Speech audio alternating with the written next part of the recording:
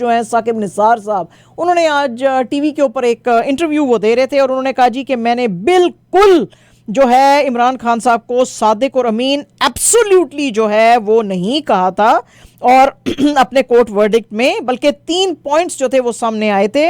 अकरम शेख साहब ने मेरे से पूछा था कि ये 3 पॉइंट्स हैं कि जिसमें इनको सादिक और अमीन कहा जा सकता है, तो उसके ऊपर मैंने कहा था, लेकिन मैंने ये नहीं कहा था कि कंप्लीटली ये सादिक और अमीन है। और ये जो इन्होंने और भी जो चीज़ें इनके खिलाफ आई थी, जैसे कि फॉर्मर DGISI फैज़ हमीद के बारे में, कि जैसे इन्होंने फैज़ हमीद साहब ने इनको इन्फ्लुएंस किया था पनामा केस में, उन्होंने कहा उन्होंने बिल्कुल मुझे नहीं किया था।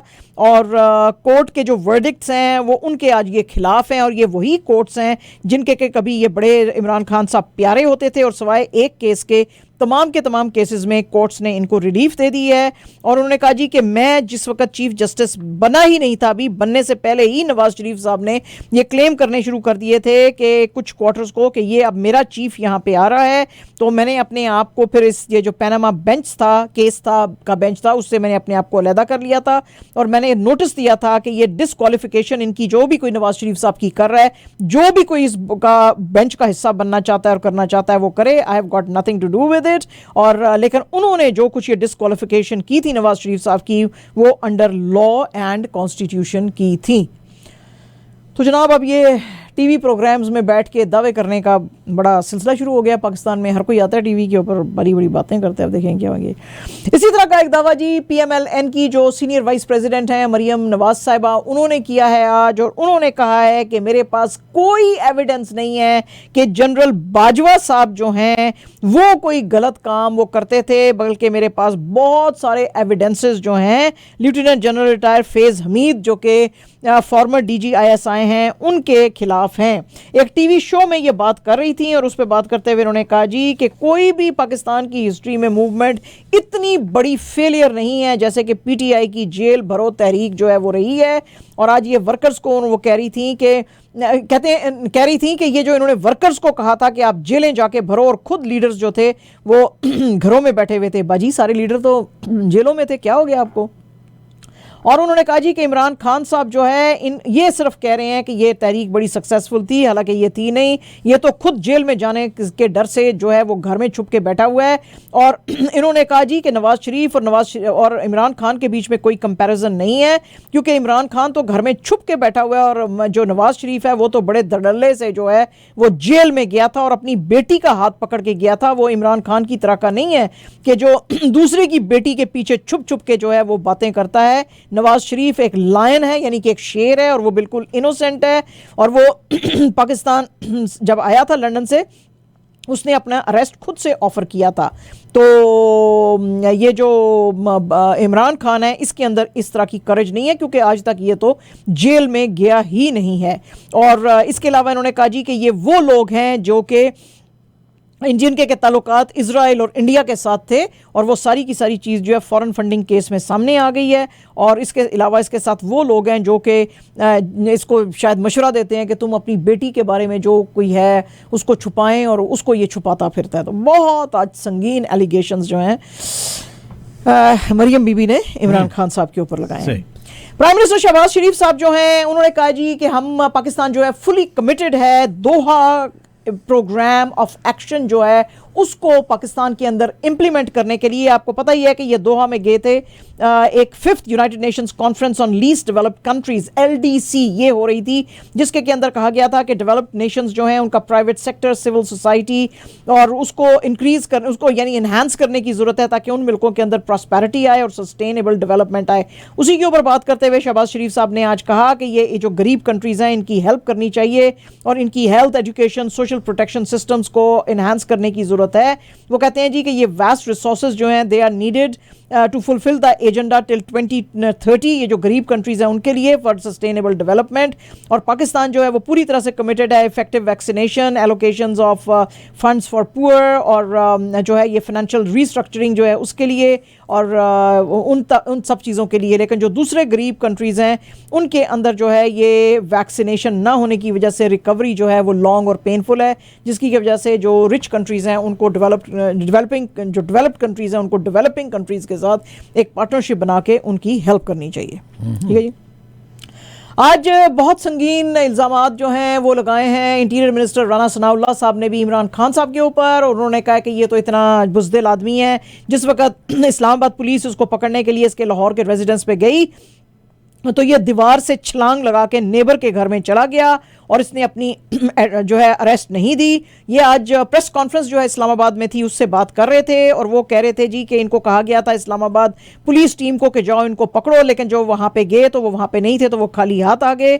फरवरी 28 को एडिशनल सेशंस जज जफर इकबाल ने इशू किए थे इमरान खान के लिए non bailable arrest warrants for Toshakhana reference. तो वो कहते हैं वही इतला जो है वो देने के लिए गए थे इमरान खान साहब को, लेकिन वो तो इतना शेमलेस आदमी है कि वो तो भाग गया है और अपनी अथॉरिटी का जो है मिस यूज़ करता रहा है। तोशा खाना गिफ्ट्स जो हैं as far as they are concern, और हम इसको पकड़ना नहीं चाहते हैं। गवर्नमेंट की कोई डिज़ायर नहीं है कि हम इमरान खान को पकड़ें, लेकिन अगर इसको जो है कोर्ट्स इक्विट करें, अगर वो नहीं करेंगी तो फिर हम एक्शन लेंगे, अदरवाइज अगर वो इक्विट कर देती हैं तो हम भी कोर्ट का फैसला मानेंगे। ठीक है जी। पायन क्या हो रहा है ये इस मुल्क में, क्या हो रहा है जी। और जनाब आज फिर से बड़ा अफसोस का वाकया हुआ और फिर वही स्टेटमेंट आई, इकरार वाकई सज़ा देंगे है जी। बलूचिस्तान के अंदर फिर से जो है आज एक सुसाइड बॉम्बर जो था वो पता नहीं कितना मटेरियल लेके जा रहा था और ये जो थी बलूचिस्तान कॉन्स्टेबलरी वैन जो थी उसके साथ हिट की। उसके अंदर 9 लोगों की इंक्लूडिंग 8 जो थे पुलिसमैन थे, एक सिविलियन था, उनकी शहादतें हुई। ये कच्ची का इलाका है बोलान में, यहाँ पे तहसील दादर के अंदर ये हुआ। ये वैन जिस वक्त एक मोटरसाइकिल से टकराई तो वो मोटरसाइकिल जो है वो एक सुसाइड बॉम्बर चला रहा था ऑलरेडी। Can you imagine? तो यानी कि खुलेआम वहाँ पे फिर रहे हैं और ये मतलब सिक्योरिटी वाले सो रहे हैं। तो उसके अंदर 13 लोग जो हैं बहुत क्रिटिकली जो हैं वो इंजर हुए हैं। तो अब अभी तक तो किसी ने रिस्पॉन्सिबिलिटी किसी ग्रुप ने नहीं ली है इसकी, लेकिन अब आने वाले दिनों में पता चलेगा कि क्या होगा। 8 मार्च को जी इंटरनेशनल विमेंस डे है और उसके लिए लाहौर के अंदर जो है ख्वातीन औरत मार्च निकालना चाहती थी, लेकिन उनको जो है रोक दिया गया है। और इन्होंने फिर आज शिकायत की थी कि लाहौर हाई कोर्ट के अंदर के जो लाहौर की डीसी हैं राफिया हैदर, वो हमें जो है वो नहीं करने दे रही हैं। लाहौर हाई कोर्ट ने फिर इनको कहा कि फौरन जो डीसी हैं Rafia Haider, SP civil lines और बाकी के जो डीसी हैं यानी कि डिप्टी कमिश्नर, ये सब लोग जो हैं आएँ और अदालत को बताएं कि औरत मार्च को क्यों रोका गया है। इन्होंने अपनी एप्लीकेशन में लाहौर हाई कोर्ट को कहा था कि हमको एक एनओसी चाहिए था, लेकिन चूंकि जमात इस्लामी वाले हया मार्च कर रहे हैं तो इसलिए, जिसका कि जिक्र डीसी जो है राफिया उन्होंने खुद भी एक्नॉलेज किया है कि उनके लिए हम तुम्हें मार्च नहीं करने देंगे, तो इसलिए इन्होंने हमको एनओसी नहीं दिया है। हालांकि हम एक पीसफुल कॉन्स्टिट्यूशनली जो हमारा राइट बनता है एक मार्च करना चाहते थे, हम कोई वायलेंस इंसाइट नहीं कर रहे हैं, जबकि ये उस पार्टी को दे रहे हैं मार्च करने के लिए जो कि वायलेंस करते हैं। तो पता नहीं जी की हो रहा है, I don't know what is going on in Lahore, specially what is going on, what is this. अच्छा जनाब, अजय देवगन साहब जो हैं वो एक इंटरव्यू दे रहे थे और वो कह रहे थे कि बिग बी जो हैं वो बड़े इंजर हो जाते हैं क्योंकि कभी कभी वो अपना ऐसा एक्शन करने की ज़रूरत करते हैं, शॉट्स लेते हैं कि आप इमेजिन नहीं कर सकेंगे।